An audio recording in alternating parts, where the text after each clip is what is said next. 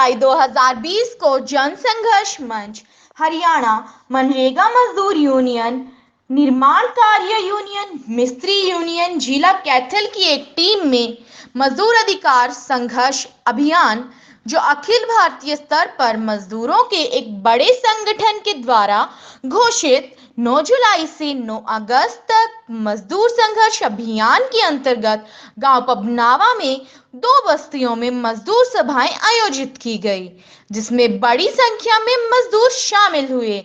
जनसंघर्ष मंच हरियाणा के प्रांतीय प्रधान फूल सिंह व मनरेगा मजदूर यूनियन के जिला प्रधान कामरेड जोगिंदर डांड ने मजदूरों को संबोधित किया।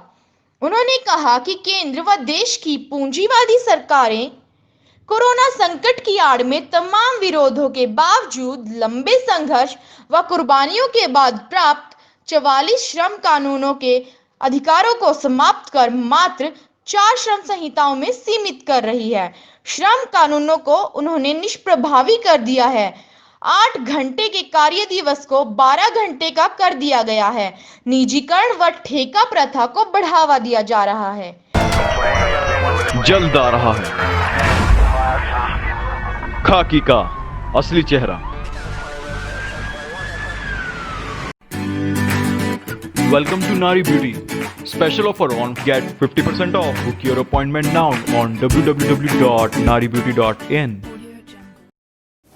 इस मीटिंग में आप आए हैं और इस मीटिंग में मजदूरों की इस मीटिंग में आपका मैं संगठनों की तरफ से, कई संगठनों की तरफ से आपका स्वागत करता हूं। शायद आप मुझे भी नहीं जानते हो, जोगिंदर जी आपके बीच में अभी बोल के गए, अपनी बात रख के गए। ये कामरेड जोगिंदर सिंह हैं, डांड के रहने वाले हैं और मनरेगा मजदूर यूनियन के जिला प्रधान हैं।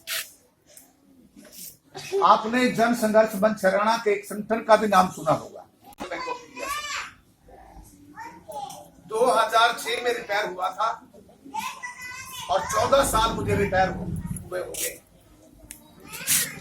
बेटा मैं आपको ये बता दूं कि रिटायरमेंट से पहले ही मैंने ये सोच लिया था कि मैंने एक मजदूर के घर में जन्म लिया है।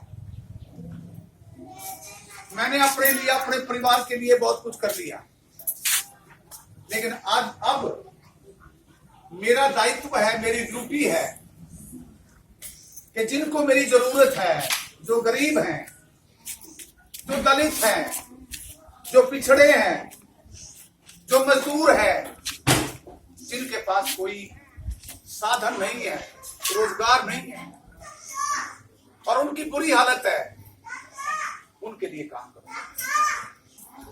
ये मेरा विचार था शुरू से ही। तो आज हमारे साथ हैं जन संघर्ष मंच हरियाणा के प्रदेश अध्यक्ष फूल सिंह जी। आज इन्होंने जो अभियान चलाया है उनके बारे में हम इनसे बात करेंगे। जी सर, जो आपने मजदूर अधिकार संघर्ष अभियान चलाया है, ये किस मुद्दे को लेकर चलाया गया है? ऐसा है, मैं सबसे पहले जो मीडिया के साथी हमारे बीच में आए हैं उनका स्वागत करता हूं और धन्यवाद भी करता हूं। तो हमारा ये कहना है कि पूरे देश के अंदर लॉकडाउन की जो स्थिति लागू की गई कोरोना का महामारी के संकट को देखते हुए, तो उसमें अगर किसी का नुकसान हुआ है वो तो मजदूर वर्ग का है।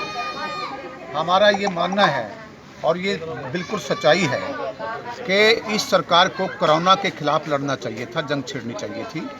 उनके खिलाफ जंग छेड़ने की बजाय ये मजदूरों के खिलाफ जंग छेड़ने का काम किया है मोदी सरकार ने। तो हम इस सरकार में जो मजदूर विरोधी जो कदम उठाए हैं, 4.5 महीने में जो मजदूरों के साथ मजदूरों की दुर्गति की है, दयनीय हालत बना दी है, उनको रोजगार उनके छीन लिए गए हैं और उनको बेरोजगार कर दिए गए हैं। मजदूर वर्ग के लिए जो आज़ादी से पहले और आज़ादी के बाद 47 लेबर कानून बनाए थे, लेकिन इस सरकार ने उनको 47 कानूनों को ख़त्म करके 4 लेबर कोड बनाने का काम किया है। तो इसको लेके भी हम ये मजदूर विरोधी कदम है और पूंजीपतियों के पक्ष में जाता है। सर, ये अभियान कब से कब तक चलेगा? ये अभियान हमारा एक बड़ा संगठन है जिसमें 15 संगठन है ऑल इंडिया लेवल के। वो उसका नाम है मजदूर अधिकार संघर्ष अभियान, मासा उसका शॉर्ट नाम है। तो उन्होंने 9 जुलाई को एक कन्वेंशन की थी दिल्ली में, ऑनलाइन कन्वेंशन की थी। उसमें ये निर्णय किया था कि हम 1 महीना लगातार मजदूर संघर्ष अभियान पूरे देश के अंदर चलाएंगे और डिस्ट्रिक्ट लेवल और जहां भी डिस्ट्रिक्ट के लोग इसको मुनासिब समझेंगे, चाहे वो ब्लॉक लेवल पे है, चाहे वो जिला लेवल पे है, चाहे वो तहसील लेवल पे है, वहां अपना कार्यक्रम करेंगे। और 9 अगस्त का जो आखिरी प्रोग्राम हमारा है, आखिरी प्रोग्राम में डिस्ट्रिक्ट लेवल पे वो सभी एकत्र होकर एक विरोध प्रदर्शन का आयोजन किया जाएगा। सर, आपकी मुख्य मांगे क्या हैं? हमारी मुख्य मांगे हैं कि मुख्य मांगे हमारी हैं जो लेबर कानून इन्होंने लेबर के मतलब विरोध में, जो लेबर के विरोध में किए हैं, 147 का संहिता जो मतलब घटा के इन्होंने 4 संहिताओं में मतलब समेटने का काम किया है, वो तुरंत बहाल किए जाएंगे। और जो इसके साथ साथ जो 8 घंटे का जो मतलब कार्य दिवस हुआ करता था, उसको 12 घंटे का इन्होंने कर दिया है कई सरकारों ने। उसकी हमारी ये मांग है कि उसको तुरंत मतलब जो 8 घंटे का जो कार्य दिवस है उसको तुरंत लागू किया जाए। और निजीकरण जो लगातार ये सरकार कर रही है और सरकारीकरण जो ख़त्म कर रही है, ये जो नीति है, ये नीति बिल्कुल बंद कर देनी चाहिए। ठेका प्रथा बिल्कुल बंद कर देनी चाहिए। और जो लोग लॉकडाउन में जिनका नुकसान हुआ, जिनके रोजगार चले गए हैं, उनको दोबारा से नौकरी पर रखा जाए और उनके लॉकडाउन के जो अवधि है उसके बीच का जो समय है उसमें जो भी उनके वेतन बनता था वो पूरे का पूरा दिया जाए। सर, अगर सरकार आपकी मांगे नहीं मानती तो आपकी यूनियन का आगे क्या रणनीति रहेगी? हमारी रणनीति ये रहेगी कि ये लगातार हम लंबा संघर्ष चलाएंगे और पूरे देश के अंदर एक बड़ा आंदोलन खड़ा करने का काम करेंगे और इसकी पूरी की पूरी जिम्मेदारी सरकार की होगी। हम यहाँ रुकेंगे नहीं। हमने अभी तो हमने 1 महीने का टाइम मतलब ये प्रोग्राम रखा है। ये इसके आगे हम रणनीति बनाकर और निर्णय लेने के बाद हम पूरे देश के अंदर दोबारा से हम और भी बड़ा कदम उठाने का काम करेंगे। कैथल से कैमरामैन बलवंत जेटिया के साथ नरेश ढांडा की रिपोर्ट। जल्द आ रहा है खाकी का असली चेहरा।